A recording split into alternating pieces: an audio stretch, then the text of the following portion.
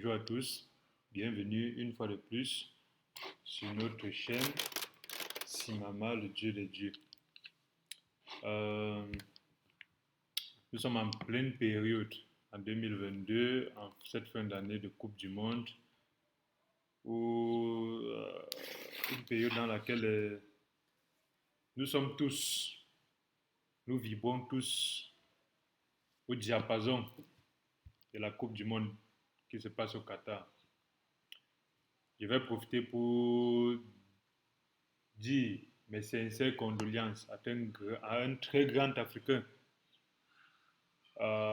Jean-Philippe Kalala Omotunde, qui est un monsieur, un savant que j'ai eu l'occasion de suivre pendant des années, qui était extraordinaire et qui, par son travail et par sa vie, nous pousse à vivre de façon à ce que notre Afrique soit toujours plus grande, que notre Afrique qui est le berceau de l'humanité, notre Afrique qui est comme la base, qui est la racine du monde entier, puisse rester intègre. Je vais tout à fait dire qu'en Afrique, nous sommes habitués à avoir la pensée unique, mais je ne suis pas et je n'ai jamais été d'accord avec Kalala Omotunde sur certains points, sur les points spirituels, sur les points de la spiritualité africaine, dans le sens de faire croire que pour être un bon Africain, il faut ne pas être chrétien, ne pas être musulman, ne pas croire à autre chose et ne croire qu'au Dieu d'Égypte, ne croire qu'au Dieu des ancêtres. Et là, c'est un point sur lequel nous n'avons jamais été d'accord, nous ne serons jamais d'accord avec cela. Et naturellement, avec ça,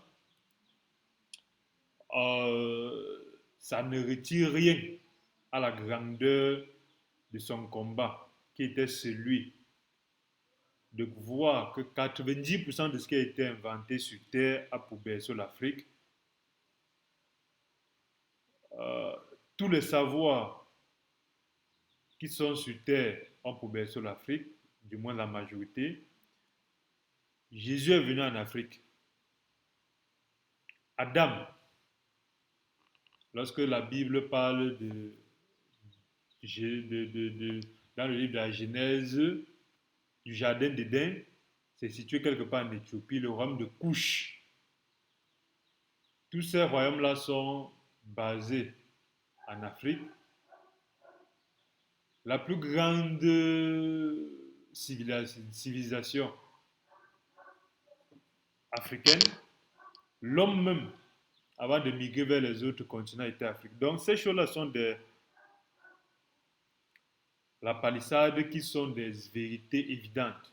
Mais naturellement, nous ne devons jamais oublier que avoir cette grandeur-là, être aussi grand dans le passé, les Égyptiens, les pharaons, ainsi de suite, ça n'a servi à rien en fait.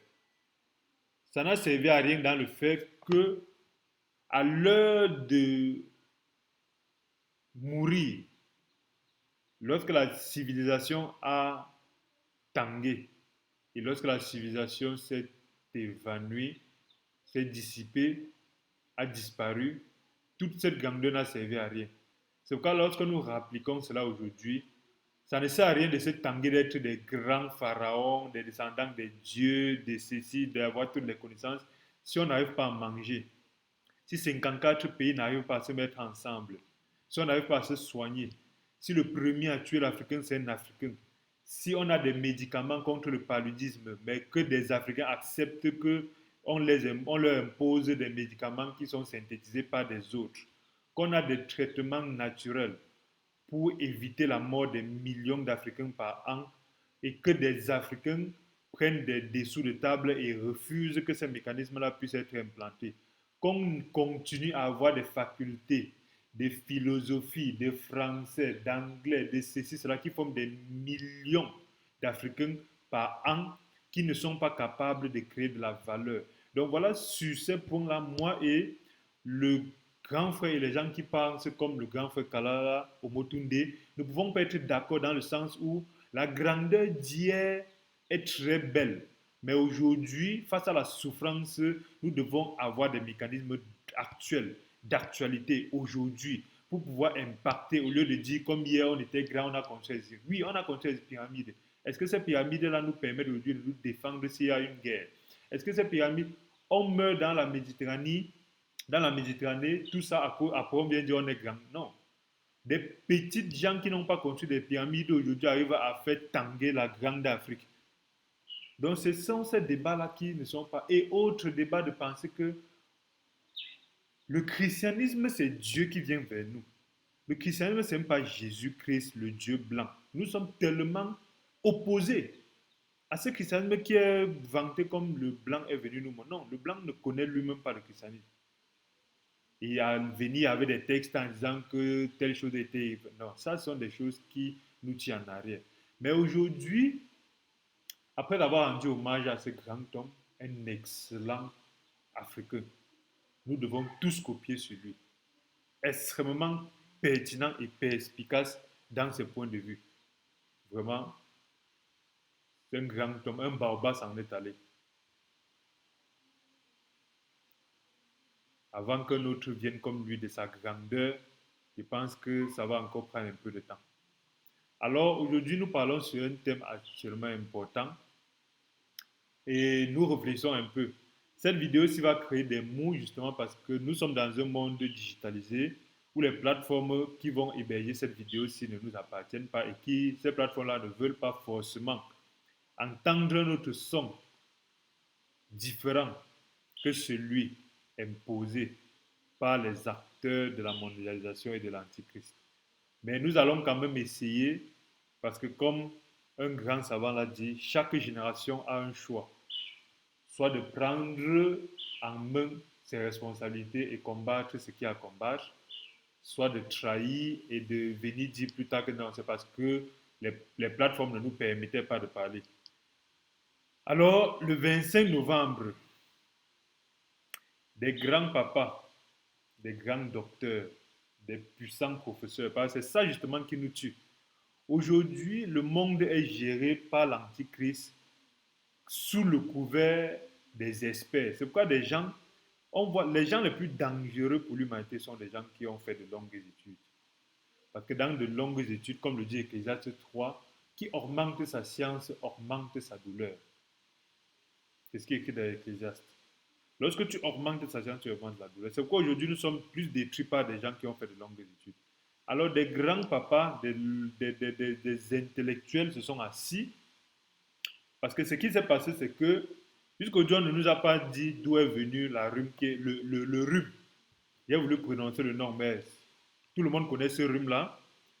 Ce rhume-là qui est venu, on nous a dit c'est venu de la Chine, on ne nous a jamais dit d'où c'est venu exactement. Ce rhume-là est venu et on ne nous a pas dit comment ce rhume-là a contaminé toute la planète. Mais tout le monde ayant un peu de jugeote sait quand même que ce rhume-là, c'est un rhume fabriqué. C'est un peu aujourd'hui que nous avons commencé à avoir ce type de rhume-là. Pendant des milliers d'années, nous l'avons eu et le corps s'est adapté. Mais ayant vu qu'on ne peut pas quand même lancer quelque chose qui va vraiment être très grave, on a commencé par des petites choses comme ce rhume-là. Et dans le but de manipuler les gens, cette chose-là qui est venue naturellement, ayant des maladies qui depuis des centaines d'années, ils n'ont jamais trouvé qu'ils peuvent trouver le tant de ça.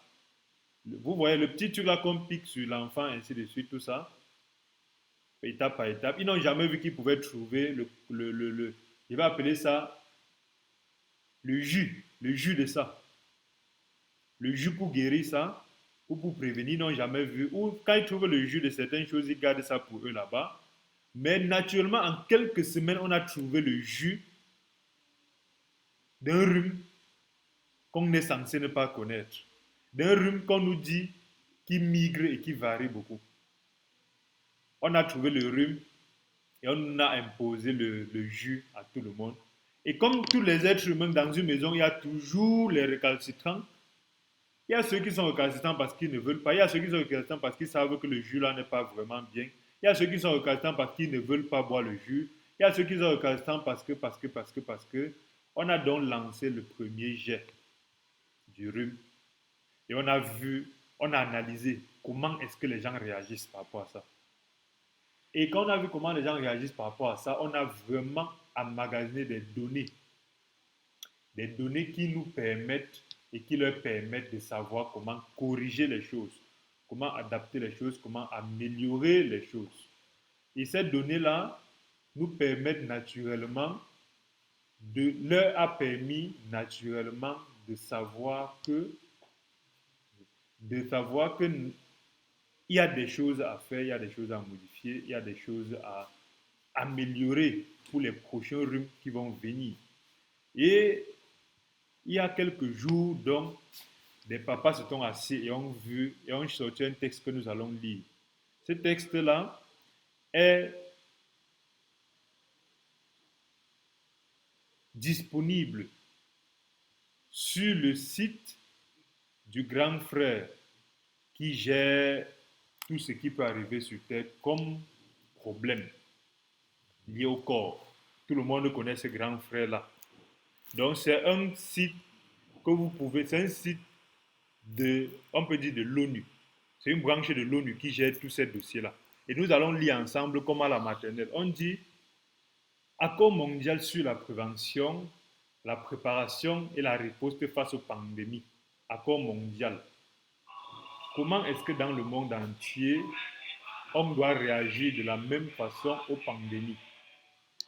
On nous dit que le 25 novembre 2022, il y a quelques jours, les États membres de l'Organisation mondiale de la santé sont convenus d'un processus mondial visant à élaborer et à négocier une convention, un accord et un autre instrument international en vertu de la Constitution de l'Organisation mondiale pour renforcer la prévention, la prévention et la réponse face aux pandémies. Est-ce que les grands frères sont en train de préparer les pandémies qui vont lancer jusqu'ils préparent? Vous attendez la pandémie? On dit qu'entend-on par convention? On ne va pas entrer dans trop de grandes choses, mais ce sont des accords et des traités, des instruments internationaux qui lient juridiquement plusieurs pays et ont force obligatoire. Voilà la magie. Ça veut dire que les grands frères sont en train, naturellement, puisqu'ils ont vu que certains pays ne pouvaient pas forcément, n'ont pas accepté certaines choses qu'on a imposées, les grands frères donc ont vu que, bon, il faut qu'on trouve des lois qui sont au-delà des constitutions des pays et que ces lois-là vont permettre de forcer les pays à accepter les contenus de ces conventions-là. Donc ce sont des instruments juridiques internationaux qui ont force obligatoire. Ça veut dire que si un pays, le Tadjikistan ou non, je dis, supposons qu'un pays, le Tordjom, dise que non, vraiment, nous avons trouvé notre écorce qui va gérer telle maladie que vous avez trouvée là. Puisque le Tordjom fait partie d'un pays qui s'appelle peut-être l'Afrique, on trouve dans une loi qu'on impose à l'Afrique pour que l'Afrique aussi impose au Tordjom pour dire que même si tu arrives à te soigner à 500% avec ton écorce là, vraiment, tel traité, tu es obligé de faire comme ce traité-là. Donc, en avant, laisse ton Tordjom, laisse ton écorce là et tu te soignes avec le jus qu'on aura fabriqué aux États-Unis, en France et dans les laboratoires et qu'on va vous vendre. Il faut utiliser ça pour te soigner de cette maladie-là que tu ne connais pas et tu es obligé de faire ça comme ça. Voilà déjà la fondation. L'antichrist est en train d'obliger les gens à fonctionner comme ils auront imposé. On dit pourquoi les États membres de l'OMS ont-ils proposé de créer un accord face à la riposte? Ils nous disent qu'on a proposé cela parce que la Covid a fait voir que les choses se sont passées différemment sur plusieurs endroits. Mais ils vont oublier de vous dire que la Covid a fait voir qu'il y a des gens qui ont soigné la Covid à Madagascar, au Cameroun, avec des mécanismes qu'on a soignés à 500%, ils oublient totalement de dire ça. Ils oublient d'intégrer ça dans leur accord pour dire que si à un niveau, quelqu'un arrive à soigner par lui-même, on accepte sa manière, ils oublient totalement cette partie-là. Pourquoi de tels accords sont-ils nécessaires? Ils nous disent comme quoi c'est nécessaire parce que vous ne connaissez pas vous soigner, c'est nous qui connaissons mieux vous soigner. C'est nous qui avons les professeurs, les docteurs. Vous n'êtes que des petits villageois africains qui ne savez, vous ne savez même pas encore, vous n'avez même pas encore à manger et vous ne pouvez donc pas arriver à vous soigner. Pendant que, pendant des milliers d'années, nous nous sommes soignés. Et c'est aujourd'hui, nous n'avons pas à nous soigner parce qu'ils nous imposent des choses qui font que notre pharmacopée est mise de côté. Et lorsqu'on fait notre pharmacopée, on dit que ce sont des décoctions des sorciers et des marabouts. Mais ces décoctions-là nous ont soignés et on a été forts comme ceci. Ils sont en train de nous injecter des choses. Donc, ils nous obligent.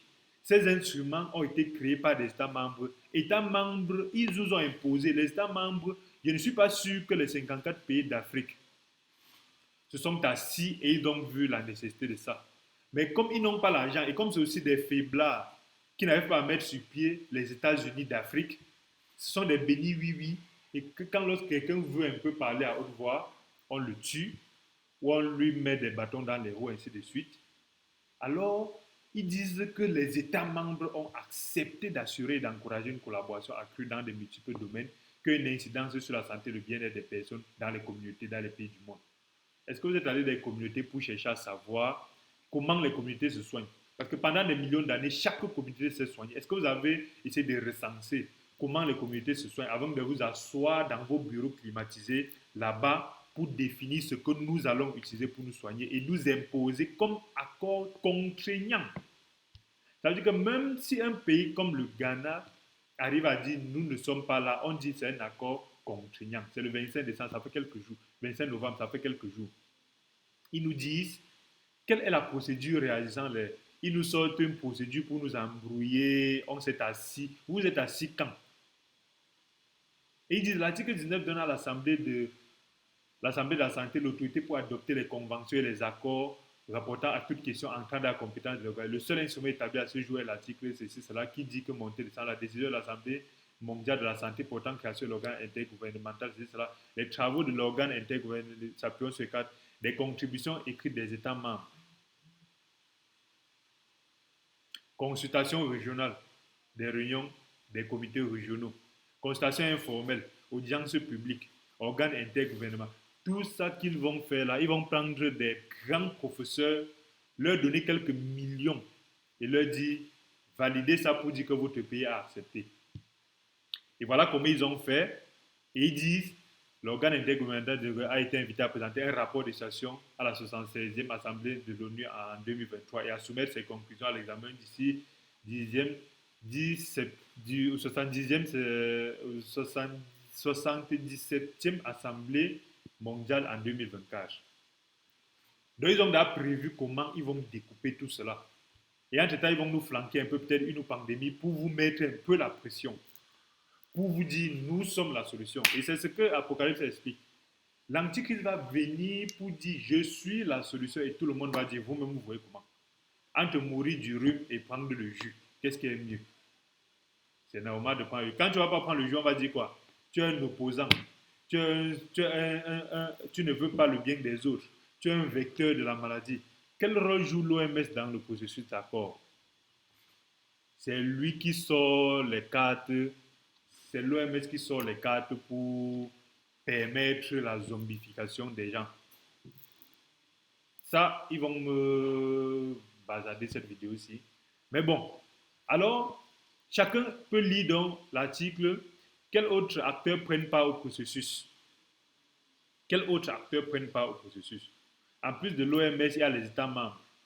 Qui de vous, dans votre pays, a déjà dit que l'OMS est en train de me demander qu'on puisse se mettre ensemble pour régler les pandémies qui vont venir?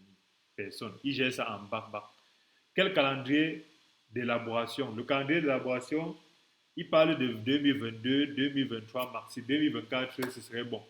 Dorénavant, en 2024, on va vous imposer comment gérer les pandémies qui vont venir. Et les pandémies là, nous, ne sommes pas sûrs qu'on connaît qu'elles sont naturelles.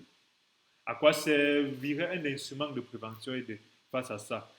Comme d'habitude, il y a des grands professeurs qui vont vous dire à quoi ça sert, exactement comme ils vous ont dit que telle chose contre le rhume était pour ceci, pour cela, jusqu'à aujourd'hui.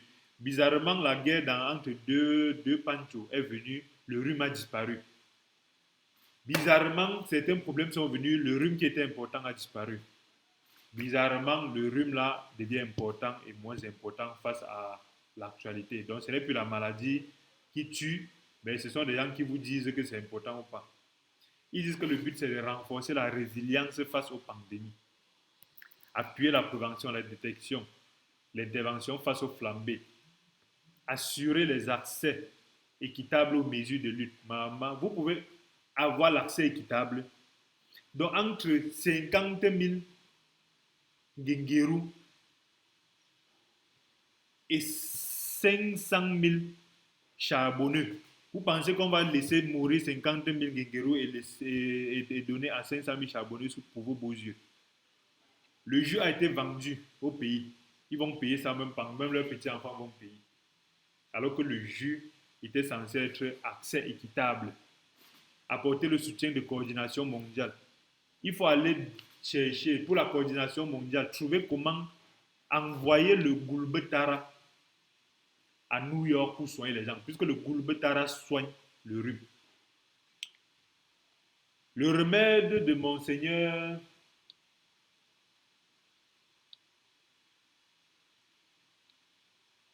il y a Monseigneur au Cameroun à Douala qui a soigné, qui soignait ça. Même le ministère a quand même eu le courage d'accepter quand même que c'est un remède qui soigne. Je ne sais pas, ce ministre-là, il est vraiment courageux. Mais aucun média n'a vraiment voulu vulgariser. C'était en bas qu'on comprenait ça. Et ce remède-là, il faut qu'on trouve, si on veut voir l'accès équitable, comment envoyer ça à Paris pour que les Parisiens utilisent ça pour se soigner du rhume. Mais si l'accès équitable, c'est pour trouver comment nous inonder des mécanismes qui ne soignent pas, mais qui sont décidés dans des grands bureaux. Alors c'est ça l'antichrist qui veut que tout le monde puisse fonctionner de la même manière. Or, lorsque dans le corps, tous les organes fonctionnent de la même manière, le corps devient un corps cancéreux. Parce que les cellules ont la même façon, les cellules n'ont plus leur spécialisation, leur spécification. Alors il n'y a plus ce qu'on appelle l'antifragilité. L'antifragilité qui est la capacité à un être ou un organe de se faire du mal à la première fois, mais de s'adapter au point où la seconde fois que le mal arrive, il puisse tenir face à ce mal-là. Donc un verre qui se casse est fragile. Mais un verre qu'on lance, il se casse et il se reconstitue avec des fibres différentes, de telle sorte qu'on le lance à la prochaine fois, il ne se casse pas parce qu'il sait que voilà comment il va faire pour ne pas me casser. C'est un verre antifragile. Alors, les lacunes de tel accord, ils nous disent que les lacunes, c'est le fait que les mécanismes mondiaux de préparation, y compris l'interface homme-animal, a monté des centres, le financement, que les mécanismes de gouvernance et de surveillance pour accroître la confiance, assurer la responsabilité, favoriser la transparence. Donc les lacunes, c'est que les gouvernements risquent de ne pas trop avoir confiance. C'est pour ça qu'il faut qu'on responsabilise les petits gens qui vont dire que non, nous ne sommes pas d'accord. Là, il faut qu'on trouve des moyens pour accroître la confiance. Ça peut être en leur donnant quelques milliards, quelques millions et ainsi de suite, ou en leur disant, bon, tu n'acceptes pas ça, on va quand même te faire aller voir tes ancêtres rapidement. Les accords proposés axés sur les pandémies existent une définition terme à l'échelle internationale, ainsi de suite, ainsi de suite, ainsi de suite. L'accord sera-t-il ouvert à tous les pays?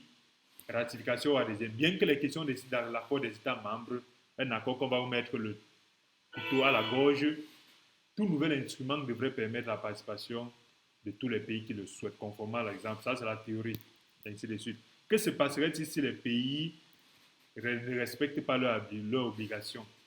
Il appartient aux États membres de décider d'inclure ou non les mécanismes de conformité, nouvel instrument d'approbation d'agriculture, ainsi que de définir les formes qui prendraient. Un des principaux généraux des principes du droit intérieur veut qu'une fois qu'un instrument juridique intérieur est en vigueur, il a force obligatoire pour ces parties et doivent remplir toute bonne foi. Ça veut dire quand même qu'ils vous disent quoi? Si un pays qui adhère refuse de faire comme on a décidé le 25 là, on dit quand même qu'il a le droit de ne pas le faire, mais on te dit quand même que La loi là qu'ils ont sortie à force obligatoire, oh. On va commencer déjà par te dire d'abord que bon, on te donne plus l'argent pour gérer, pour payer tes salariés, on te donne plus l'argent pour gérer tel truc, ainsi de suite, on te paye plus ceci, cela. Après on dit que quoi, ça force obligatoire. Donc, c'est très important pour nous de ne jamais oublier ça. L'antichrist est là et ce qui arrive est grave. Lisons cela et couplons ça à l'avènement du Christ. Amen.